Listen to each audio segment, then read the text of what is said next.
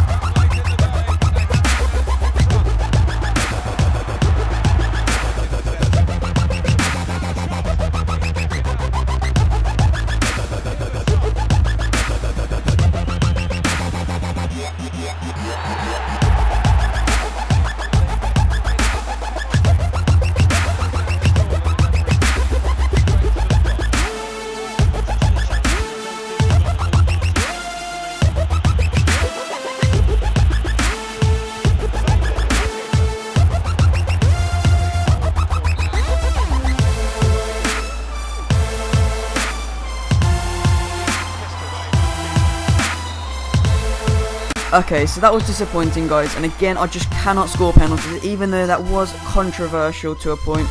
But it was a great game, many twists, you know, we were leading, they were leading, what a game. I suppose we were the underdogs anyway, but I headed back to the office to a traffic of transfer deals.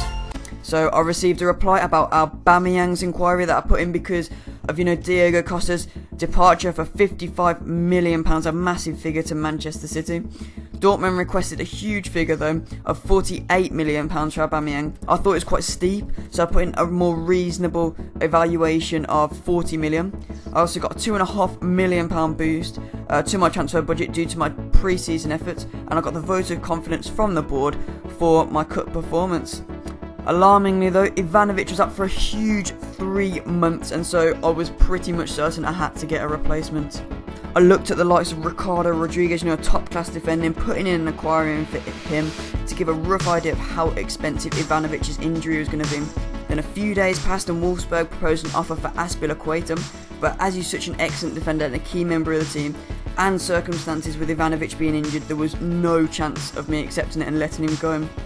I was also informed that Wolfsburg wanted an unreasonable £33.5 million for Rodriguez, so I offered a more accurate evaluation in my opinion of £26.5 million, still a huge figure for a left back though. It was all about transfers at the time, with many offers coming in and going out for players. The most important though was Aubameyang, which our offer had been accepted for, and so we moved on to his personal contract. Moving on, Wolfsburg demanding more for their prize defender, and so I upped my bid by a huge £2 million. We then confirmed Boateng as a Chelsea player. What a difference he will make, adding that defensive solidity, keeping clean sheets for the team. And then conveniently enough, we got our Rodriguez offer accepted by Wolfsburg a few days later. It was just a matter of convincing the player now. And soon enough, we had a new first team striker, the pace machine that is Pierre-Emerick Aubameyang. Brought him in to score more goals, get us a great goal difference and get us to the top of that table. Transfers were still coming in with Celta Vigo on the hunt for Mikel, but as he's such a key player holding that midfield and a decent goal scorer at times too, there was no way I was going to let him go.